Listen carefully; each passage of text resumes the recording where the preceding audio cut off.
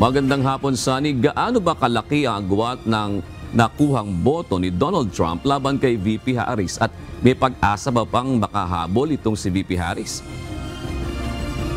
Magandang gabi sa iyo, June. Malaki ang naging agwat o labang ni Trump sa kanyang katunggali sa katatapos lamang na eleksyon ngayon dito sa Amerika. Kanina nga ay inihayag ni former President Donald Trump ang kanyang pagkapanalo sa katatapos lamang na US presidential election. I want to thank the American people for the extraordinary honor of being elected your 47th president and your 45th president. Sa huling tala, 3 electoral votes na lamang ang kinakailangan nito upang maabot ang 270 majority election vote. Nananatili namang malaki ang lamang ni Trump sa mga natitirang battleground states na hindi pa nagdedeklara ng final results.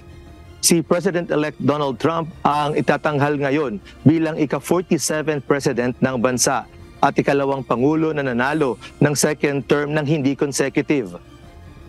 Samantala, ipinagpabukas naman ni VP Harris ang kanyang inaasahan sanang speech sa Howard University kanina dahil sa patuloy na dikit na laban nila ni Trump sa ilan pang na battleground states ng Wisconsin at Michigan. We still have votes to count. We still have states that have not been called yet. We will continue overnight to fight to make sure that every vote is counted, that every voice has spoken. So you won't hear from the Vice President tonight, but you will hear from her tomorrow. She will be back here tomorrow to address not only the HU family, not only to address her supporters, but to address the nation. Yun, inaasahan namang kikilo si President-elect Donald Trump upang tugunan ang mga pangako nito sa immigration, border security at iba pa sa unang mga araw nito sa White House. Yun? Sa mga, Sonny, sa mga exit poll, ano ang naging significant dito sa sinasabing malaking agwat ng boto ni Donald Trump laban kay VP Harris?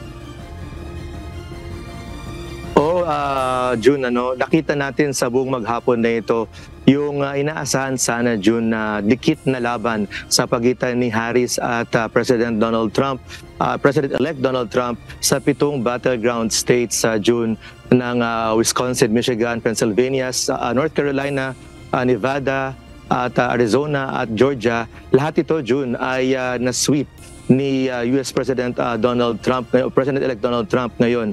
At isa sa significant na mapapansin natin na sa mga ito, June, ay ang pagdami ng mga Latin voters na bumoto ngayon ayon sa mga election officials sa dating Pangulo. At ganoon din, June, yung inaasahan sana natin ng malaking pagboto ng mga kababaihan para kay VP Harris. Hindi natin nakita ito, June, ayon sa mga lumabas ngayon ng mga exit polls sa mga battleground states. Hindi ito nakita na bumoto na inaasahang bumoto para kay VP Harris, June. Naka-apekto ba yung sa mga kababaihan, naka-apekto ba yung matinding campaign ni VP Harris sa karapatan ng mga kababaihan sa abortion? Alam mo, June, sa initial nating pag-obserba sa araw na ito, lalo na, June, dahil dito sa Amerika, matatandaan natin, kaya ito matinding ikinampanya ni VP Harris dahil ini-strike down ng US Supreme Court, June, yung tinatawag na Roe versus Wade, kung saan dati ipinaglalaban ng batas na ito ang karapatan ng mga kababaihan sa abortion. Ngunit hindi nga ito epektibo na sa buong Amerika, kaya nagkaroon ngayon, June, sa ilang mga estado ng eleksyon o ina-include sa balota ng ilang estado dito sa Amerika yung pag-enshrine ng abortion rights sa kanilang mga estado. At kapansin-pansin, June, sa 6 na estado ngayong araw na ito na meron na kabilang ang abortion rights sa kanilang mga balota, tatlo lamang June sa mga ito ang nanalo. At isa sa mga natalo ay ang estado ng Wisconsin, kung saan noong 2022 midterm election pinagmamalaki ng mga Democrats na dito nang galing yung kanilang landslide victory sana noong 2022 para sa Senate, kasama ang pag-i-enshrine noong abortion rights sa Wisconsin. Ngunit ngayon nga natalo itong abortion rights na sa balota ng Wisconsin, kabilang na sa Florida at isa pang estado dito sa Amerika. Ganon din June, na sa mga nakausap nating mga kababayan natin sa iba't ibang mga estado sa buong maghapon ito, hanggang mula kahapon hanggang ngayong araw na ito, na kalimitan ang mga Pilipino dito sa Amerika ay bumoboto sa mga Democrats. Bukod sa ekonomiya at ang seguridad dito sa Amerika, isang dahilan ng pagboto ng mga kababayan natin kay Donald Trump ngayong eleksyon na ito ay ang pagtutol nila sa suporta ng mga Democrats sa abortion, pag-expand ng abortion rights sa iba't ibang mga estado rito sa Amerika, Jun.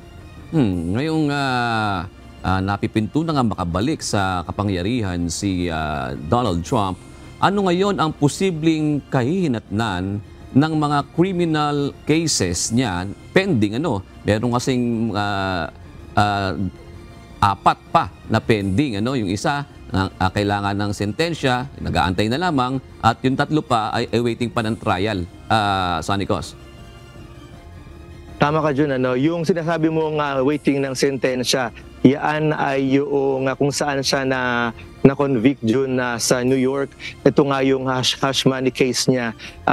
Dinelay ito ng naghahawak na judge sa New York, at sinabi ng federal court, ng circuit court sa New York, na ang sentensya nito ay gagawin na lamang matapos nga itong eleksyon. Ngayong panalo na si President-elect Donald Trump, sinabi ng kanyang mga abogado noon pa man bago itong eleksyon na June, na patuloy nilang i-delay ito sa pamamagitan ng pag-aapila ng kaso na ito, at inaasahan natin na patuloy ngang gagawin ng mga abogado ito ni Donald Trump, at tatagal lalo yung sentensya sa kaso na ito. Sa 3 pang kaso, isa rito, June, ay yung kanyang federal case naman sa Florida, yung classified documents na kasong isinampa sa kanya ni Special Counsel Jack Smith. Na una nang nasabi ng President-elect na kung sakaling mananalo ito at makakabalik sa White House sa Enero, sa unang araw ng kanyang panunungkulan bilang Pangulo ng bansa, ay agad nitong i-fire out ang Special Counsel. Ibig sabihin, June, kapag na-fire out ang Special Counsel, prosecutor na naghahawak ng kaso na ito, ay wala nang mag-push o magpapatuloy ng kaso na ito na isinampa kay Trump sa Florida para sa classified documents. Para naman sa 2 pang kaso ng election interference, isang federal case, at ganoon din naman sa Georgia, June, ng election interference. Narinig na natin ang sinabi ng Korte Suprema o Supreme Court ng US nito mga nakaraang buwan, na mayroong broad immunity ang isang sitting president, June, patungkol sa mga criminal cases. Kung darating ang pag-upo muli ng Pangulong President-elect Donald Trump sa Enero, aasahan natin, June, na hihina ang mga kaso na ito, kung hindi man tuluyang madidismiss, June. Parang meron pa kasi sinasabi, parang magiging freeze muna ito hanggang sa matapos yung termino ni President-elect Donald Trump. Maraming salamat, Sonny Cos, nagulat ng live mula sa Los Angeles, California.